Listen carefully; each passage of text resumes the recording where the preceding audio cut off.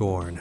Well, the upcoming horror game by Ebb Software is definitely keeping its secrets close to the chest, with updates and trailers showcasing this malformed world being quite sparse. Consequently, this has led to many of questions. Where has it gone? Well, within a press release, it was stated that Scorn was planned to release during the Xbox Series X launch period, but with it come and gone, a 2021 release is alluded. With that in mind, what more can we learn about Scorn pre-launch? Well, let's discuss Scorn's mystery.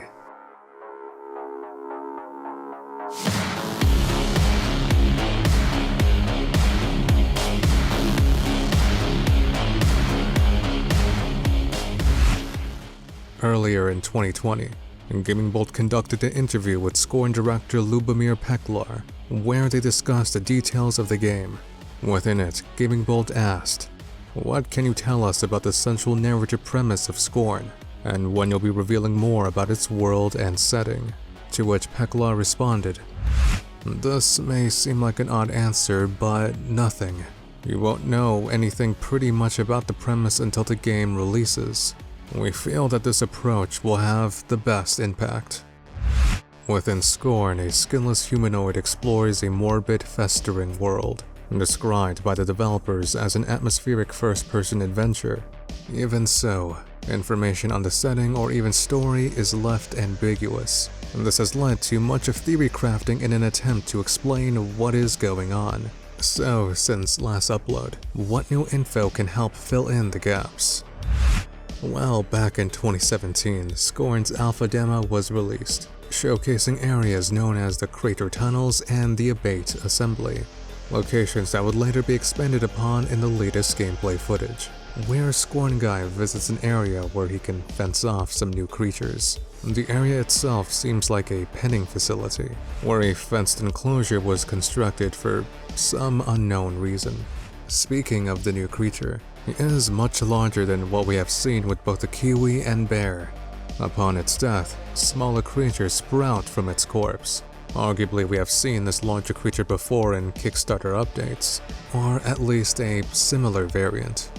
But speaking of how it dies, we have a new gun attachment, the grenade launcher. It works as you would expect and causes a pretty big explosion. I imagine it'll be pretty handy to bounce grenades off of walls. Plus, it seems tailor-made to take out these ceiling worms. But there is another weapon, this bolt tool, which may have had the original function to control some tech, but can double to bolt into some enemies.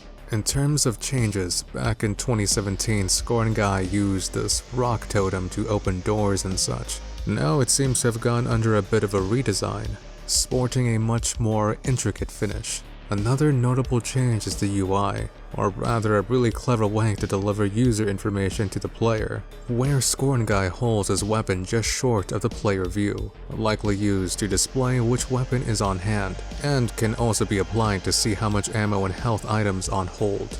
On that subject, these storage areas can be found, where Scorn Guy can refill ammo and heal. In order to do the latter, these red veins come into play, in which its liquid may be used to heal. It can also double in the powering of some tech. On a side note, it may be possible that this red liquid or blood is the energy source of Scorn's world. Since the society uses flesh technology, it wouldn't be out the realm of possibility to assume that everything is powered similarly, hence the lifeblood of Scorn's world. We do see Scorn Guy use these veins in a previous trailer, where he stabs into them to activate something. This may also explain these red weeds or veins that many creatures have gathered around. Perhaps it contains this energy source which acts as the lifeblood for Scorn's inhabitants. Speaking of which, let's talk more about this penning facility.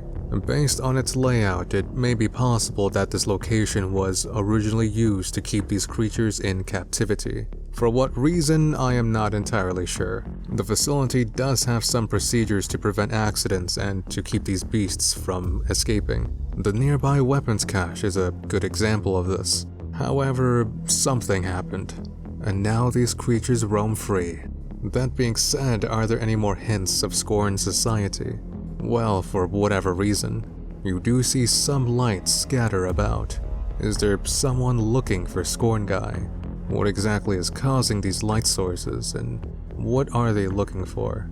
The trailer then ends with the ruined surface of Scorn World, covered in what appears to be this blood haze, leading to this gateway to some unknown area. What I find interesting about this ending bit is that we seldom see the surface of Scorn's world. Plus, it was stated in developer interviews that Scorn is a very interconnected game. All the while, this gateway stands solitary to some unknown place. Where does it lead to? In a previous video, I mentioned HR Giger's influence on the game. However, I have neglected to mention other influences, one of which is the legendary Zdzislaw Beksinski. A quick glance at his work and you can see influences in all sorts of media. In the case of Scorn, Beksinski developed a painting that has some similarities to this gate, in which you may see gravestones or some kind of a mausoleum in the background. I realize Beksinski's work may be interpreted in many different ways, but perhaps this painting has something to do with death. If that's the case, what does this mean for the gate within Scorn? Well, I'm not really sure. Considering its layout, it almost seems that it will lead Scorn Guy to a completely different environment. What will that be? Well, we'll have to wait and see. And this is Scorn's mystery for you. To be perfectly honest with you guys, there really isn't that much more info on Scorn. This was done intentionally as indicated in the Gaming Bolt interview. But there is another factor to consider. In another interview, this time with Daily Star, questions were asked about the impressions of Scorn. To which it was asked, what do you think players are going to find most surprising about the game once they finally get their hands on it? To which game director Peklar replied, there will be surprises, from pacing to a rather unorthodox structure of the game. And the biggest surprise will be what the game actually is, compared to the preconceived notion that most people have about it at the moment. Considering we don't really know much about Scorn, perhaps upon launch the game will surprise many, which honestly I'm all here for. But surely some comparisons can be made to help get an idea of how Scorn will play. To which Peklar responded, it's a survival horror formula, so games like Resident Evil 2 Remake, or even Half-Life Alyx to my surprise, have similarities in the core loop of the game. I find this comparison to be really interesting in regards to the Resident Evil 2 remake. The game revolves around finding limited resources, solving puzzles to progress, and so on. Enemies are tough, and since ammo is limited, you have to decide on whether or not some enemies are worth the trouble. Plus, figuring out luck combinations, save rooms, and item boxes does spark comparisons to the gameplay loop of Scorn. When concerning the mention of Half-Life Alyx, I am curious.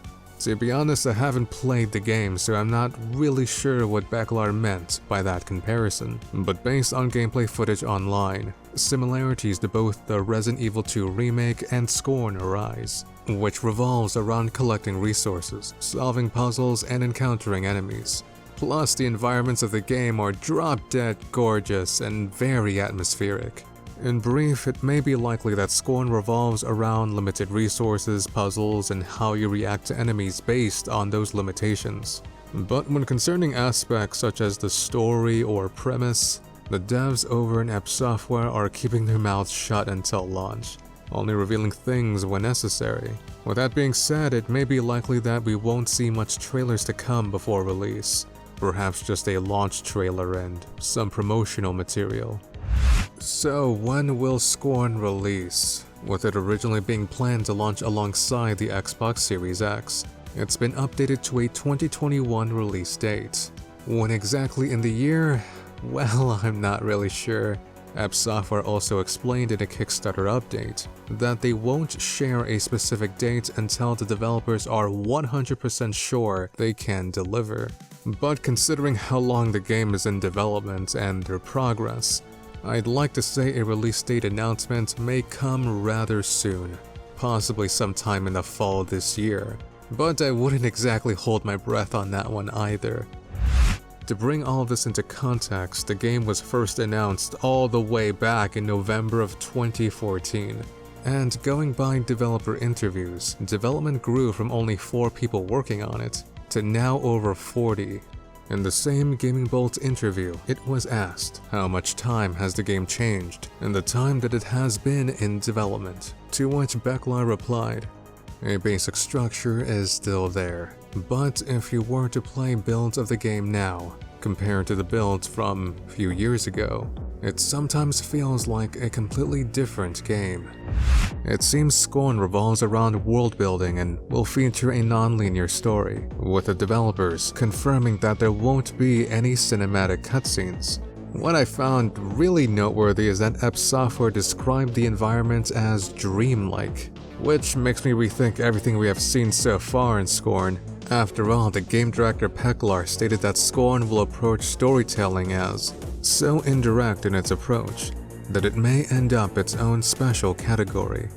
At its core, Scorn is surrounded with mystery, and when it finally does drop, I'm willing to bet that mystery will persist. The story and premise seems to be very show-don't-tell and avant-garde, coupled with it being a survival horror game. I am very excited to see more. I just hope this isn't another agony situation. To end things off, I want to quote Beklar again, this time in an interview over at Shack News when asked about Scorn's art style, to which he stated, the art style was not chosen to be a mere homage to HR Giger. It was chosen because it can adequately encapsulate themes that the game deals with. The themes of ever-intertwining world of man and technology, exalted by erotic desire that Giger so adamantly explored. You will find some potent structures in the words of J.G. Ballard, for example. Giger is too big of an artistic force to be labeled as only the creator of Xenomorph, but most people know him for that creation, so to many that's all he'll ever be known for. Scorn has nothing to do with Alien. Conceptually, it's a completely different approach, more surreal, absurd, and dare I say it, existential.